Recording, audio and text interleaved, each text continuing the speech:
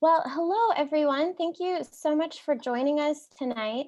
I know some of you have been longtime CAPA members. Some of you, it might be your first time coming to one of our events. So we're so glad you're all here tonight and that we can come together to talk about this movement we're building together.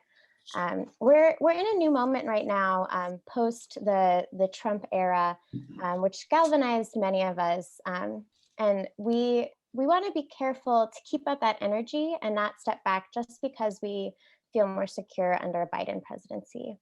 You're all here tonight because you are choosing to step up and work even harder in this new time to push more just policy and shape a better world. And we're so grateful for that. Agenda for the rest of this meeting, we already had our hellos, introduced ourselves and what brought us tonight. And next we'll be going through a little bit of our background and who we are. You might learn something new even if you've known us for a long time, maybe learn something new. We'll get reports from both our foreign policy and our climate working groups, followed by a presentation from two of our great student organizers on digital advocacy.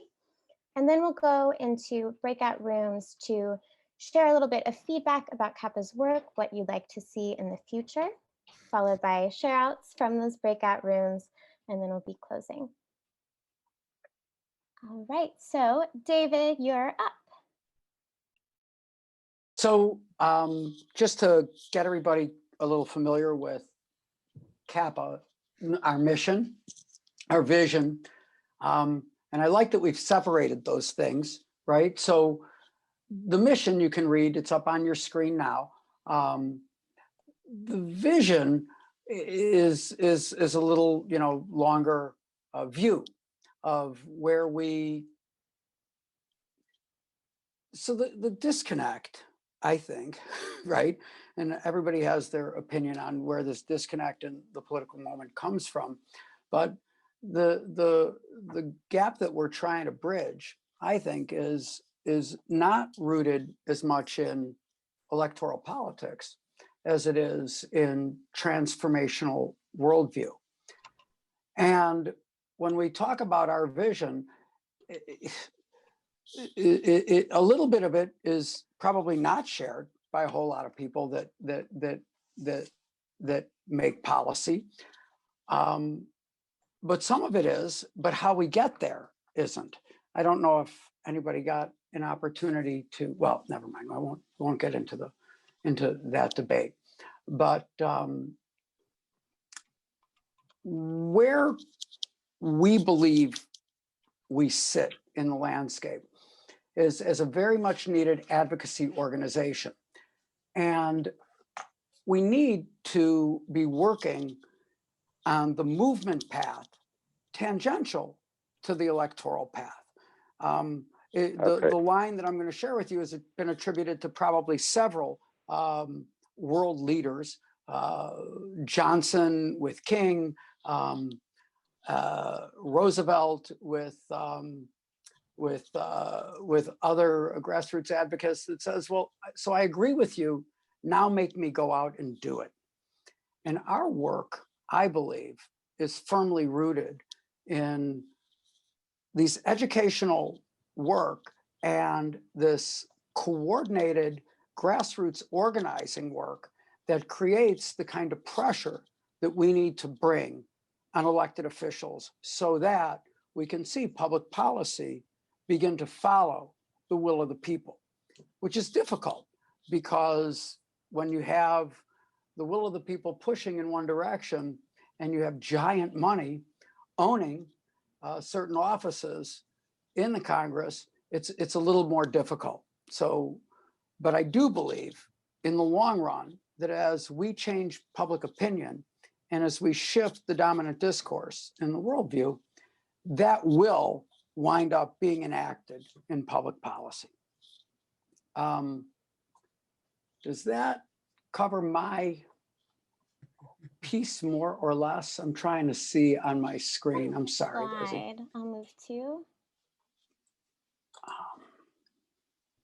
I have to leave the meeting from here because I can't get back to where I was at. Sorry. So the conversation that we've been having on on the board, and I think a lot of organizations like ours have probably been having at the same time, is there's a lot of sound and fury 8 to 10 weeks before every election, particularly before presidential elections. And what we tend to do, all of the people that you know that aren't in this call right now and don't involve themselves in movement-based organizations, is they do the work and they make the phone calls and they write the postcards and they show up at the polls, and then they either win or think they've won or not. And then they kind of take a little nap and they figure, well, Washington's going to take care of, I put that guy in office. And I think, look, we sorely learned that lesson in 2008, where all the energy went out of a lot of important things because we thought, well, we've got, we took the White House, we took the Senate, we took the House, and literally nothing changed. So the work has to be done constantly and consistently. And what we would like the folks on this call to be able to do, and your friends and neighbors, and you can do it with Chicago Area Peace Action, you can do it with the Friends Committee, you can do it with AFSC, you can do it with a bunch of other, with CCAWR. There's a lot of places to plug in. We would love you plugged in with us. We have a really vibrant foreign policy working group, a vibrant climate group. Our student networks are fabulous. And the work has to be done year round. So that's I think, where we're at organizationally. Thank you, David. So with that, we'll move into our working group reports, just so you can get a little bit of background on what we've been up to lately. So I'm going to start us off here with the Foreign Policy Working Group. So we've worked quite a bit over the years on a lot of campaigns, and on each one, we seek to move US foreign policy away from violent imperialism and to diplomacy and humanitarian efforts. Of course, in response to COVID-19, the need for humanitarian relief is greater than ever, and we know that without this relief, millions of people around the world will needlessly die from lack of healthcare and food. Nations will become more and more destabilized, and the threat of increased conflict will grow. We've worked on 2 specific global solutions in coalition with both local and national organizations, which I won't go into too much detail because they're both a little complicated. And we faced quite a bit of opposition from the Trump administration, as you can expect in these efforts, but have had great success drumming up support for these solutions from Rep. Chuy Garcia, Rep. Jan Schakowsky, and Senator Dick Durbin, who have all thanked us for our leadership on this work. If you would like to learn more about either of these 2 specific campaigns, you can learn more at our website at chipeaceaction.org. Right, so David, you're going to talk on the next item.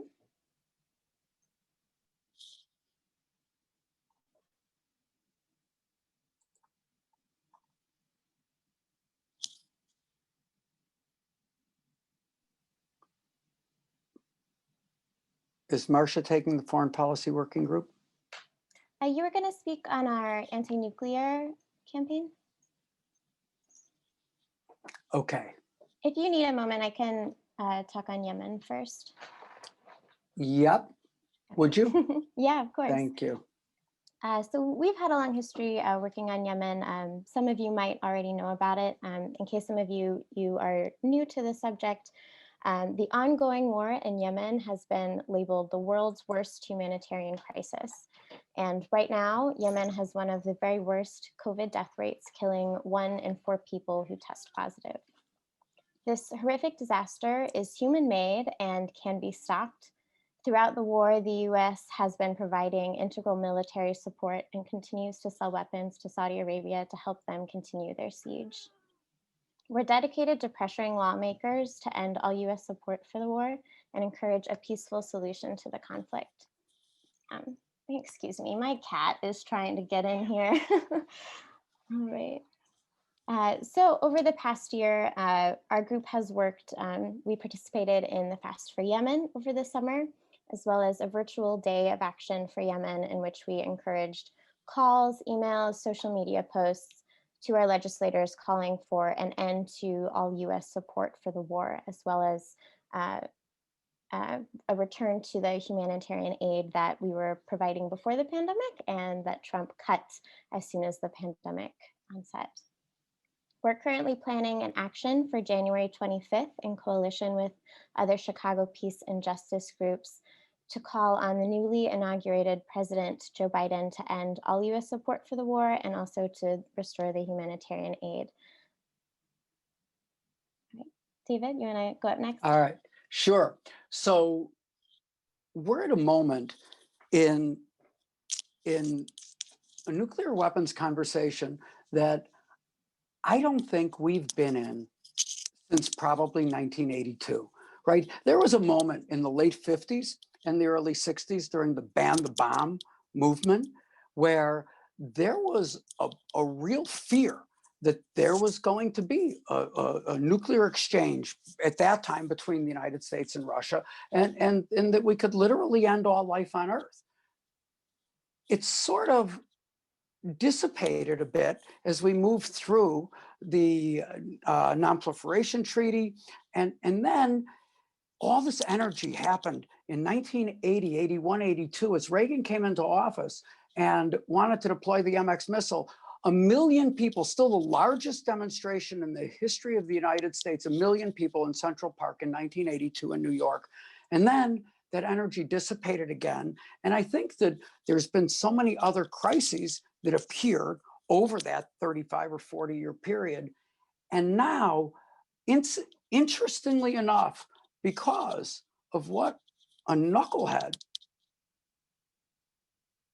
Donald Trump has been, there is a moment for us to talk about. The incoming president is going to come into office with less than 15 days before the New START treaty ends, without a nuclear deal with Iran, it being dismantled, and with greater concerns about our inability to properly negotiate with the North Koreans. At the same time, we're living on the edge of a nuclear modernization program that so hypocritically was put in order by the guy that was given the Nobel Peace Prize, who made a speech in Prague in 2009 saying, I mean to live in a world where no nation owns nuclear weapons, and then began a $30 trillion nuclear modernization, or a $10 trillion nuclear modernization program over 10 years.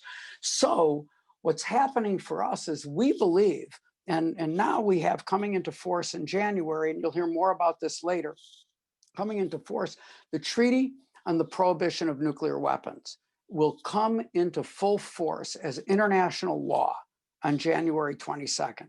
The United States obviously has not signed on to that treaty. And while we would like to see the Biden administration sign on to it, I think realistically, we're not going to see that in the first term. We're not going to see that 8 years from now, and we might not see it 12 years from now. But we believe that there's tremendous opportunity for movement. We believe Joe Biden will be the first American president to declare no first use. That's important. It's on our 100-day agenda, which we will be sharing with people after this meeting.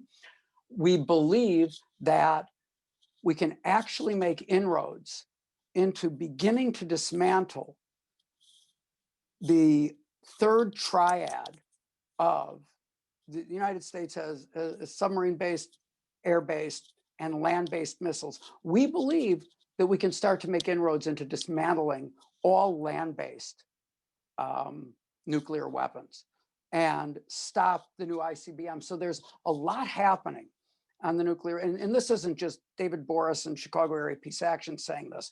This is every major arms control organization in the country is starting to move in this direction, and we're in touch with them. And we spend some time with all these organizations. It's very exciting, I think, what's happening for the first time.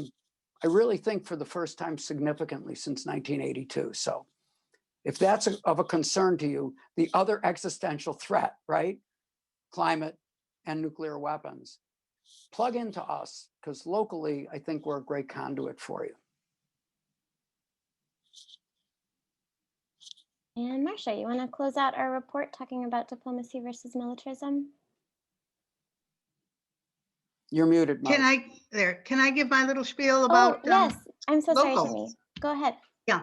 Yeah, well, as I see this, it's like a big circle. Things start local and then they get bigger and then they get international and then they need to get local again. And what happened is decades ago, various peace groups got together and they wanted to have nuclear weapons banned after Hiroshima and Nagasaki, of course. And ultimately in Australia, a movement started that got bigger, and eventually other NGOs and friendly organizations joined a group which was called the International Campaign to Abolish Nuclear Weapons. And the acronym is ICAN. So ICAN was founded in 2007. I'm just going to give you a few dates. 2007, 100 countries. And this organization, you know, gathered up affiliates from all over the world. By 2017, 10 years later, the United Nations adopted the Treaty for the Prohibition of Nuclear Weapons. And ICAN was congratulated for its efforts with the Nobel Peace Prize. And 2 years after that, a local lady here in Evanston by the name of Rosalie Regal started something going locally. And she approached churches and peace groups and got the support of organizations like the Union of Concerned Scientists. And of course, she approached CAPA, and we worked with Rosalie. And to make a long story short, between the summer of 2019 and January of 2020, Rosalie had brought together a support group of all these organizations. She went to one of the alder people in City Council of Evanston, and who happens to be on the human resources committee of the city. And that alderman agreed to sponsor a resolution that would say that Evanston, the city of Evanston, is in favor of the United States, of all countries, adopt the Treaty on the Prohibition of Nuclear Weapons. And that did go through the council. It almost got nixed. One alderman was clearly not in favor and threatened to take it off the what they call consent agenda, but she backed down, and ultimately the city council approved a resolution of the city of Evanston that this city is in favor of the United States forswearing all nuclear weapons. What else did I want to say? Well, that's about it. Oh, and after that, shortly after that, our state representative, Robin Gable, took up the banner and within a matter of days introduced a resolution in the Illinois General Assembly. And now this is the year of COVID and nothing happened yet, but she does have some co-sponsors and we'll see where this goes. But, you know, local, big, local again, big. Let's see what happens. That's all. Thanks, Timmy.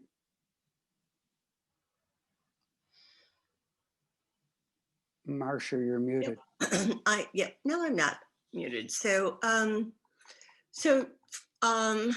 one of the co-conveners or whatever of the Foreign Policy Working Group, and kind of the backbone of how we work, or what we believe is, you know, to give it a framework. You know, during the Trump years, the State Department was pretty much decimated with funding cuts. People with no experience in diplomacy were put into positions of authority, career diplomats were fired, etc., leaving gaping holes in institutional knowledge about our relations with other countries, treaties that were already in place or whatnot, you know.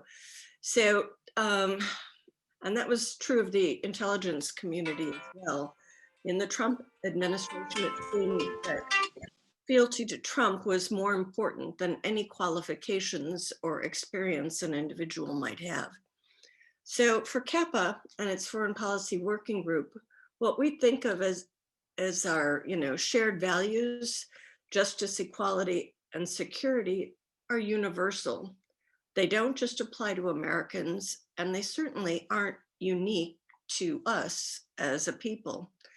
As a country, currently we're becoming more and more aware of the legacy of systemic racism that played a large part in our founding as a country. We also have to look more closely at the othering, so to speak, and exploitive realities of our engagement with other peoples around the globe. So as a group, as a Foreign Policy Working Group, we believe that we have to prioritize diplomacy, development, and the well-being of all peoples in the world, and build a sustainable human-centered economy, and encourage those in the larger global economy to do the same. The United States' safety depends on building security for all peoples around the world, not simply on the might of our own military. Only by helping others will we really secure ourselves, be more secure ourselves, and other people around the world will be more secure. So right now, the US is the largest purveyor of violence in the world.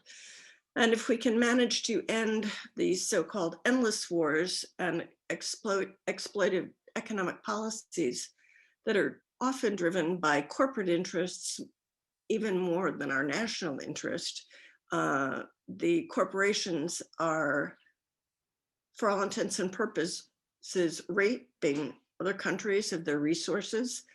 And all of the benefit goes to the corporations, and the US military, and therefore the US pocketbook, is funding all of this wealth that's going more and more and more to the 1% around the globe. So that's kind of in a nutshell what we believe. So CAPA has been doing sanctions work because sanctions on Iran or Venezuela or China or North Korea are only going to hurt the people. And we know that the war in Iraq was all about really Iraqi oil. And why are we so negative about Venezuela? Well, they also have a heck of a lot of oil. So if you're interested in helping us to advance this work, you can contact CAPA at shypeaceaction.org. The Foreign Policy Working Group, generally speaking, meets the last Tuesday of every month. This particular month of December, that falls, right between Christmas and New Year's. So we're going to have our meeting on January 5th, but then we will also have another meeting at the end of January as well, because we have two events coming up with the having to do with the January 22nd, which is the when the nuclear agreement goes into, nuclear treaty goes into effect. And then again on January 25th, where there's the World Day against to get rid of the war in Yemen and get rid of that disaster. That's all I have to say. Great, thank you, Marcia. And that concludes the Foreign Policy Working Group report. So next up, we'll be hearing from Jack and Catherine of the Climate Group.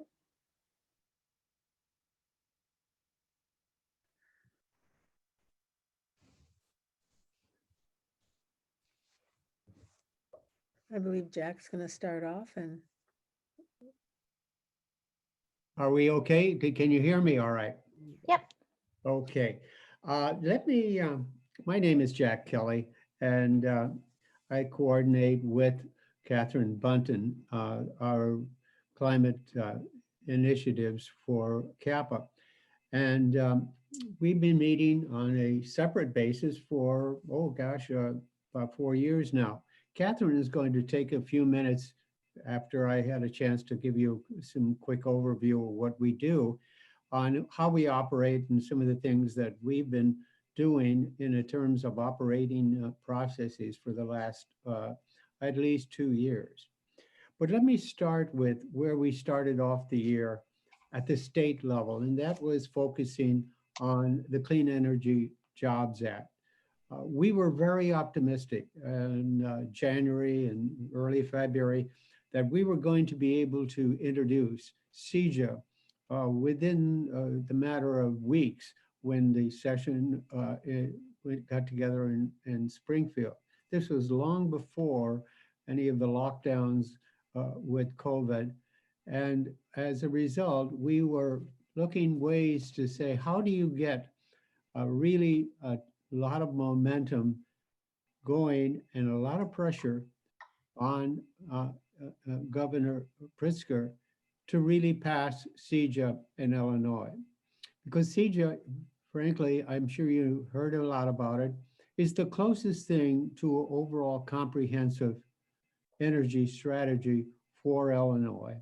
It would clearly put us as one of the top 3 or 4 states in the country in leading the transition to renewable energy.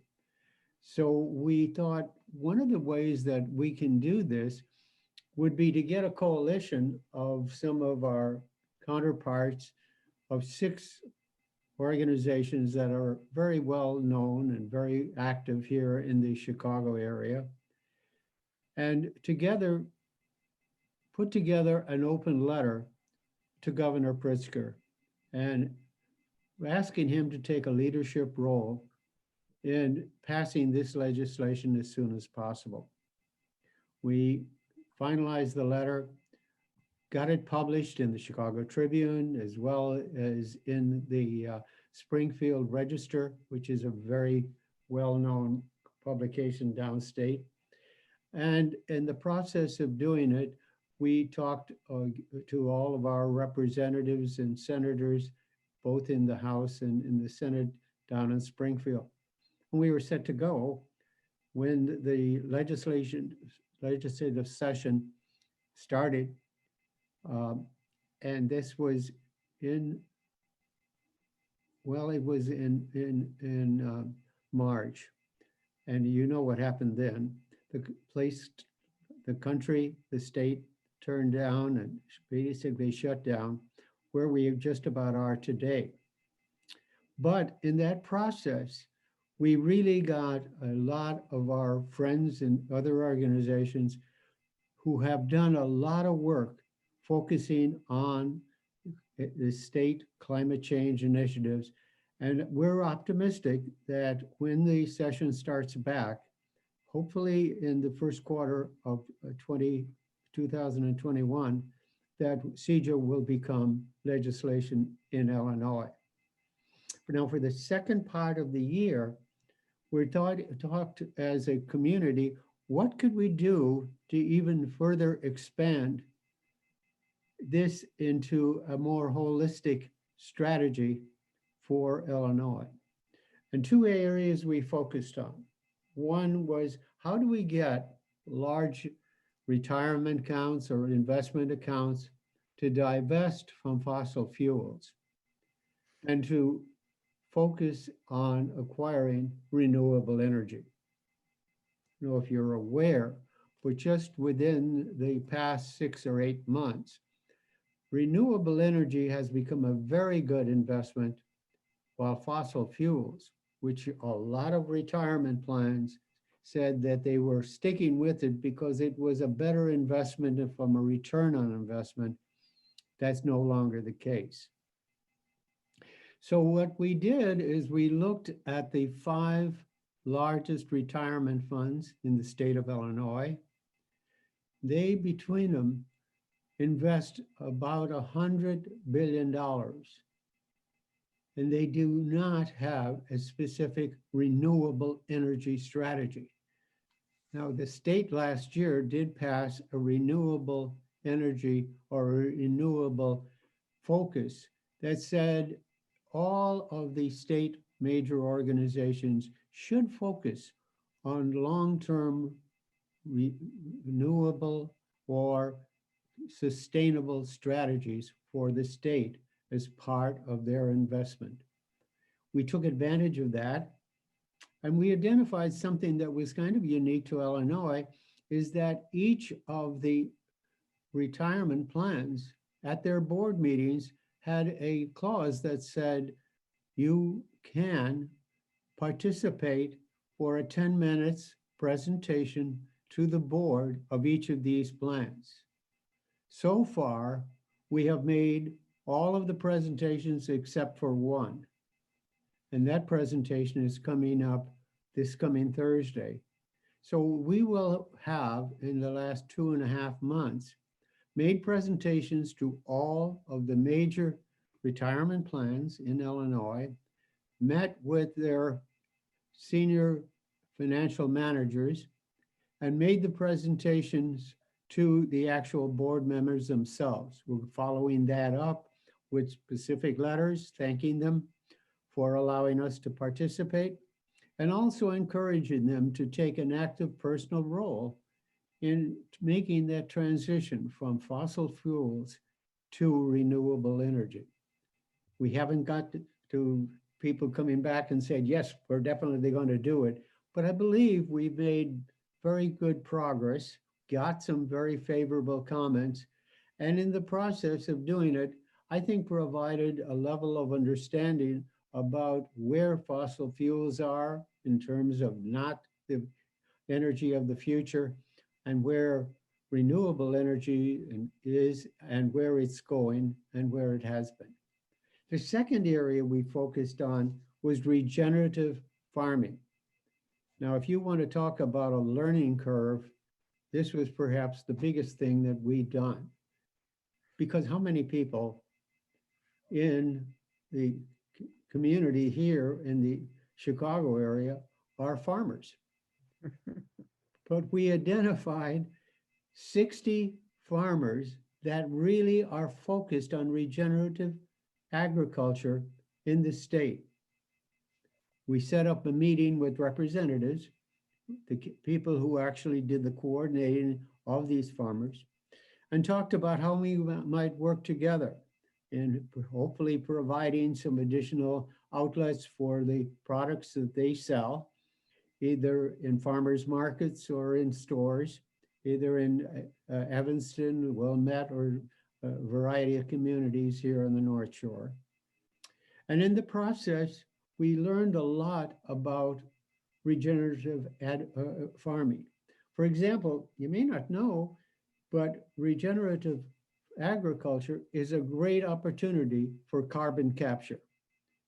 It's basically organic farming.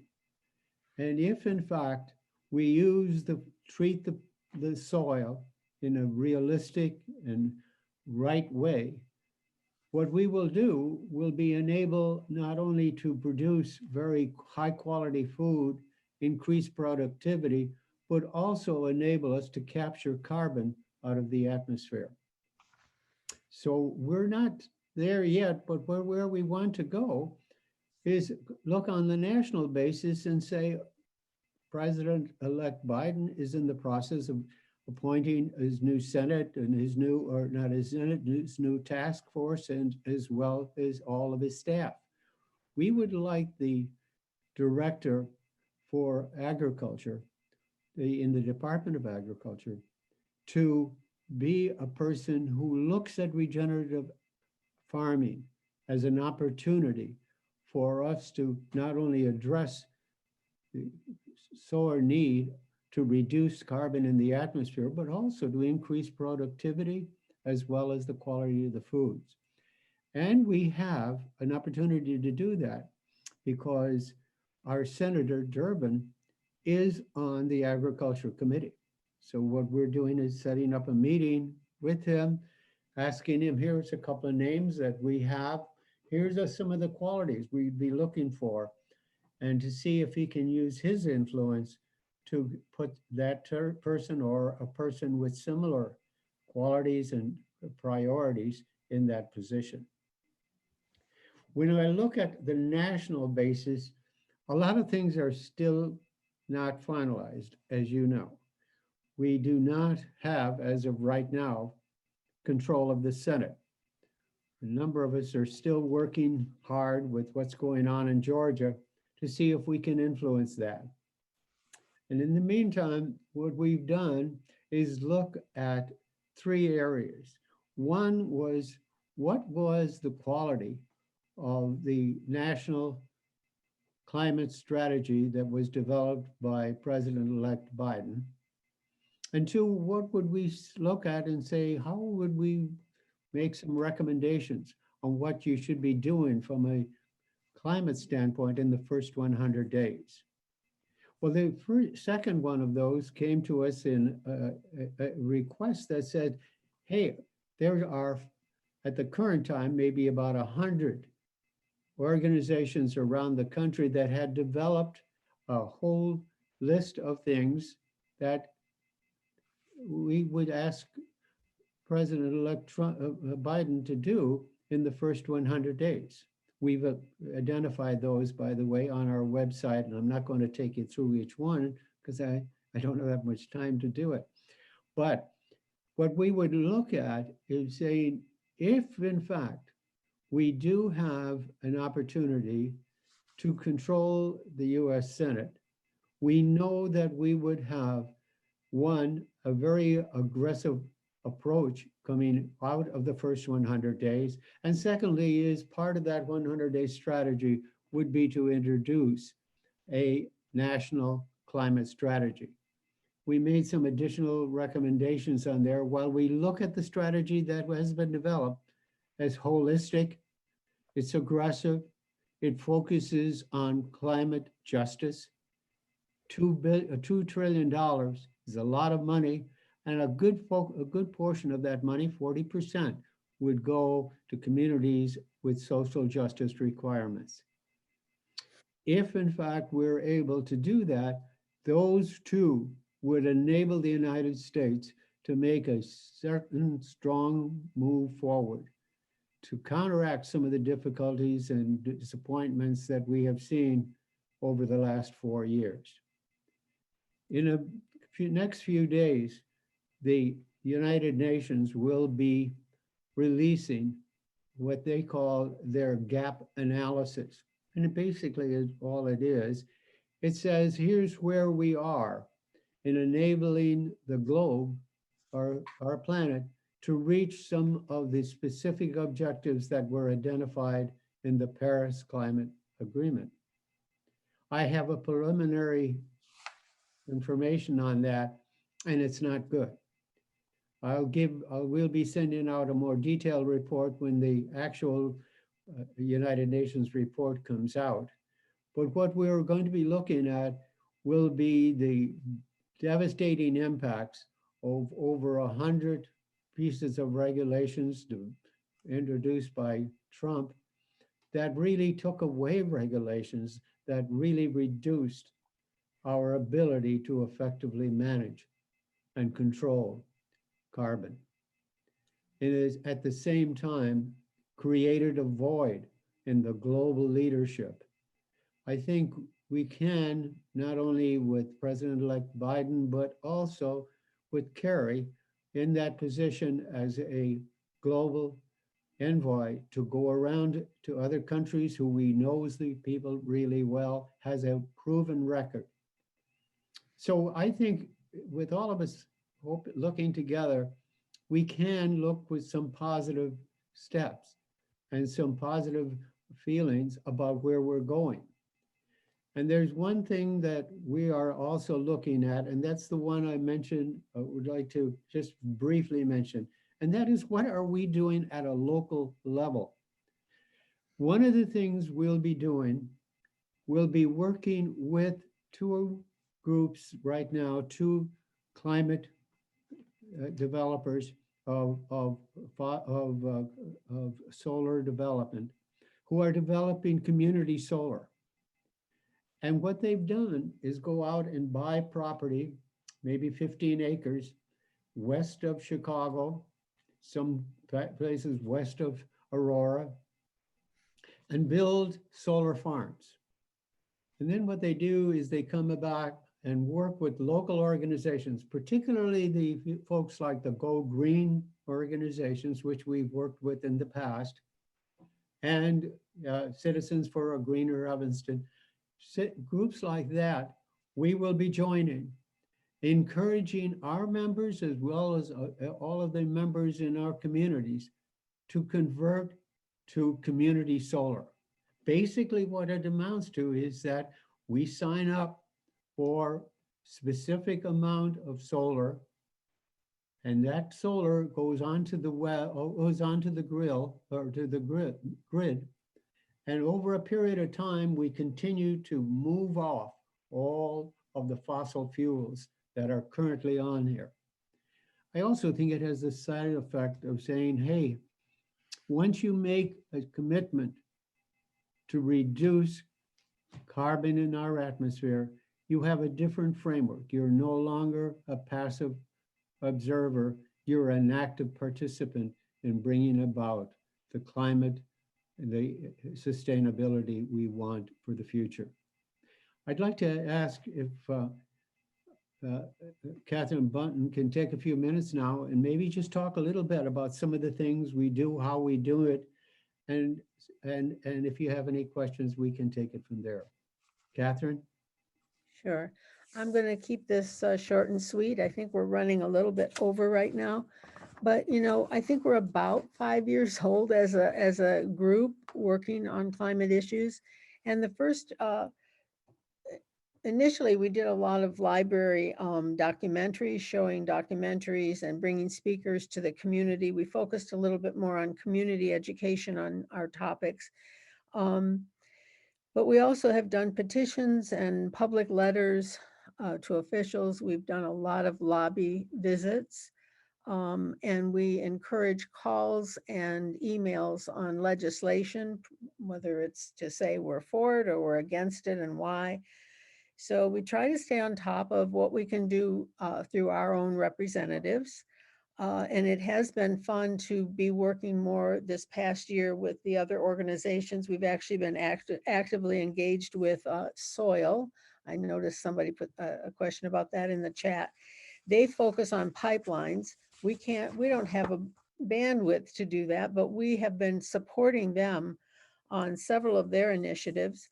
And we collaborate with 350.org Chicago and 350.org Kishwaukee, the Climate Reality Project, Citizens for Greener Evanston, and I'm sure I'm missing somebody. But in any case, we have done some collaborative work, which is both, and sometimes it's a little tougher to get it done because everybody gets to edit.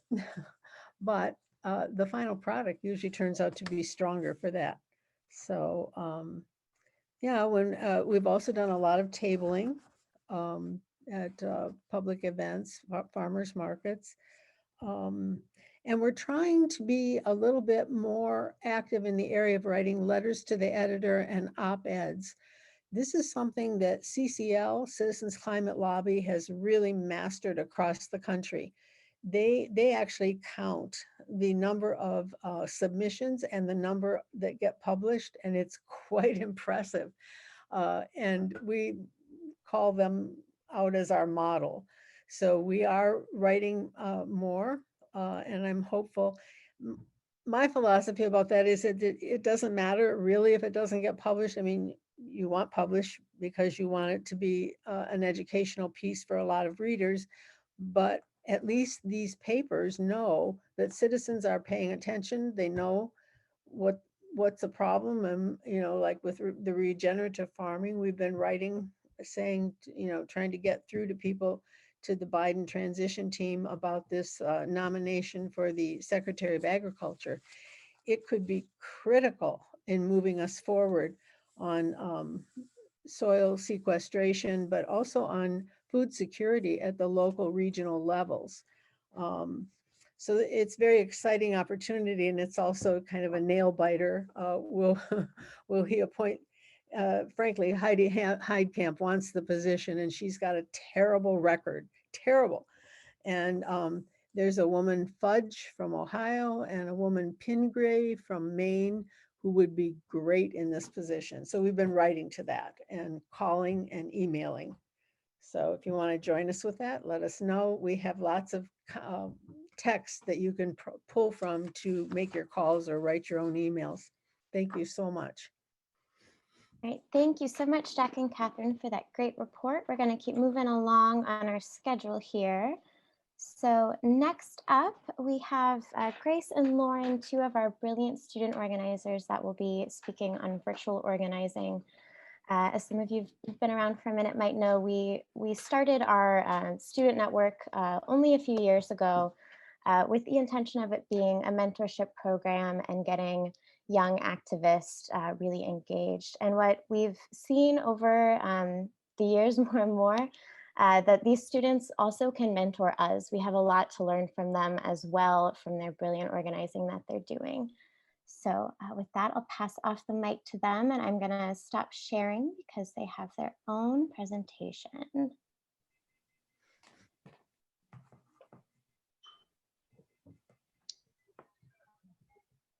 Able to share my screen? Is there a way I could? Oh, is it not letting you? No.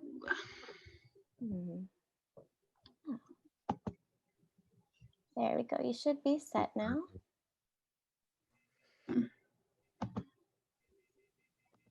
Okay. Hi, everyone. My name is Grace. I am the co-president of Kappa DePaul.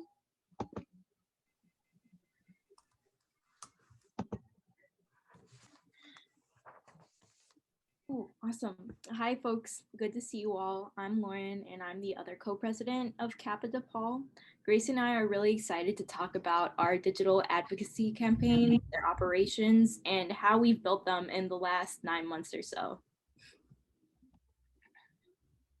I just wanted to start by briefing you all on some of our most recent actions, those of which span from the spring of 2020 to now. There's a ton of content to cover, so this will be more of a brief overview, but you can actually check these out in their entirety on our Instagram, which I have in the bottom right-hand corner. So in April, we created a COVID-19 under US imperialism education and action guide.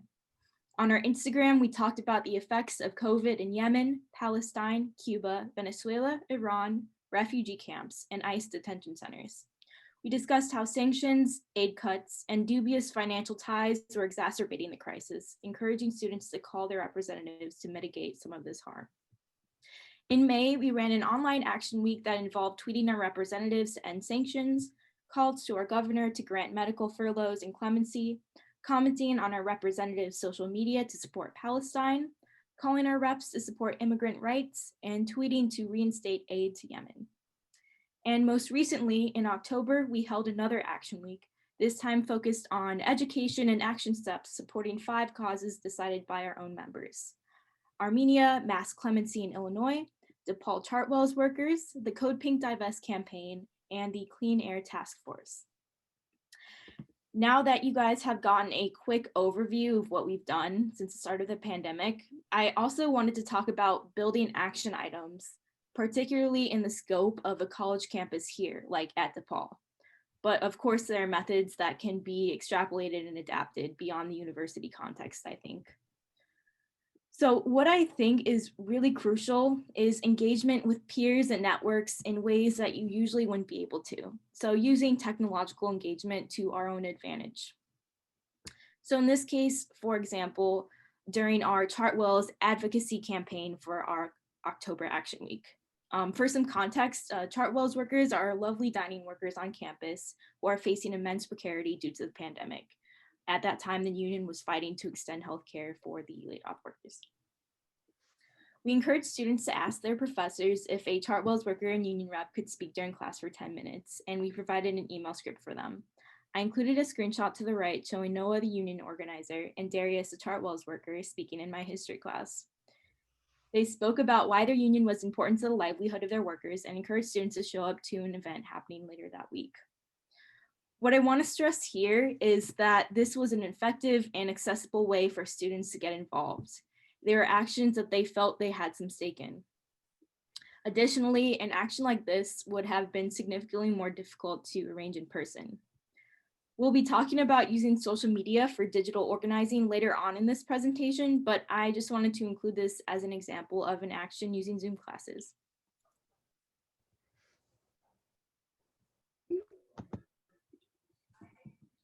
Awesome. Thank you, Lauren. Yeah, so obviously nothing will compare to in-personizing and communicating, but I think what we've done at Kappa DePaul and with the Kappa community has done in the past year with this new global pandemic and teaming rules is that we've truly stepped into our own, and despite the differences between us and our community members, our impact has remained strong through online organizing tactics. We have bi-weekly meetings online with our general body. We have weekly meetings online with our general body, bi-weekly meetings with our big Kappa rep Lizzie, discussions, and tangible plans for future. We have been able to not only keep our strong, but also encourage new members to join our fight. So this quarter alone, we've had about 10 new members on and work with us while organizing, which is a lot considering that I'm able to do like in-person fairs or anything like that. So we try using online tools and our organizing communities. But we do this by online community tools and as a community and what tools that we have access to. This can look like texting, email, Facebook, etc. But other platforms like Instagram and Twitter is in an impactful and innovative way. A lot of individuals in the greater community have been asking about some of our social media jargon and tools, so we thought we'd explain some key tactics that we use online during our action weeks. When we say action weeks, now obviously it means completely online, and that's various forms like tweet banks, tweet spams, and social media. When we're tweeting or we're posting, it means that we're using graphics with educational facts, petitions, donation links, and links to other organizations that are also working on our cause. An example of this, it was during our action week at the end of this term in October. Our first day on the Armenia side, and we had our community members and other activists post our graphics that included kind of a timeline of the genocide, as well as petition links, donation links, and links to other orgs organizing around the cause. Like Lauren said, we also did the same kind of deal with Code Pink's divestment campaign, mass climate petitions, and earlier in the year, we did this on kind of a bigger scale for the Yemen Can't Wait campaign. Plans for the future are continuing to keep our online presence strong and keep those kind of topics we've been talking about throughout this entire year strong through our community and whoever else we are facing online. We know that online organizing kind of has really sprung this moment, and it's going to keep it evolving throughout this pandemic, throughout the rest of our life. If you guys ever have any questions, you guys ever have any concerns about online organizing, we'd be happy to help. I think we are in a very interesting point where even after the pandemic, we're going to continue to have to use online activism and organizing to keep our community strong. So happy to answer any questions if anyone ever has them. Typically we meet on days at 6:30 if anyone is interested in coming on and join our online. We're not meeting right now, but we will meet when term picks up in January. So yeah, we have. What role do you see yourself taking on in this work? And maybe a lot of you already talked about this in your breakout rooms, but we can't do this without you. We are primarily a group of volunteers, except for me, that I work 25 hours a week, but we really need the help of everyone who cares about this work to make these things a reality. And, you know, when we talk about different roles in this work, sometimes it can easily seem like, oh, you can only be involved if you're going to lead a campaign or if you're going to be calling your reps all the time. And that's not necessarily true. There's so many roles that come into advocacy work, which I'm sure many of you are already engaged with. There's the leader, like I mentioned. We need people to do research. The climate group has a great team of researchers that has been working so hard on researching those pension funds, and that's a very special skill. We always need researchers. There's people who are connectors that can connect us to other like-minded groups or other organizers or politicians or other people in power. We need fundraisers that can either donate directly or host fundraisers for us or connect us with other people who might be able to help with that. And finally, the artists. I have a background in the arts, and one of my dear friends who is also an artist is joining us tonight. To make the movement appealing, I really believe we need the artists to bring in maybe the people who aren't as involved to make cool graphics online, to bring people in, or to make moving documentaries. Not that I'm calling on any of you to necessarily make a documentary tonight, but as an example of the roles folks can take on. So to stimulate a little bit more of that thinking, we have a Google form, which Marcia will put in the chat here. And if folks could just take a few minutes to fill that out on what role you see yourself taking, what issues you're also interested in. And while you do that, I'll go ahead and put on some of our peace tunes for you to listen to. So I'll give you guys a couple minutes to do that. Thanks so much for taking the time to fill that out. Feel free to keep working on it or leave it open in your browser. I know we went a few minutes over tonight, and I thank you all for bearing with us and sticking with us. We know there's so many Zoom meetings these days, and it truly means a lot that you chose to come out, that's your all home, to join us tonight for this event and to share with us your feedback. And we really hope you were inspired to continue working with us in whatever way feels right for you. So a couple opportunities here. You can become a sustaining member of CAPA, so that can be either a monthly donation, or you can make an annual membership donation that would make you a CAPA member. And then I have the dates here. Oh, the foreign policy date is wrong. But have dates here of our next working group meetings that you are welcome to join us for, as well as contact information for the leaders of those groups. And our social media. David, do you want to say anything else in closing? No, I think that's it. I mean, I think we kind of said it. There's ample opportunity. If all you have to give of your time is an hour a month, there's opportunity to do that with CAPA. If you have a little more time on your hands and some other ideas, and you'd really like to put a little energy into it, you want to give a couple hours a week, there's opportunity to do that. Mostly, share our information with your friends and neighbors, right? People are looking for places to plug in. Let them plug in with us. And there's other places to plug in Chicago also, but I think that we're a great spot to plug in. And we'll give you stuff to do, but not too much. You're muted again, Lizzie. I was unmuted and I just muted myself.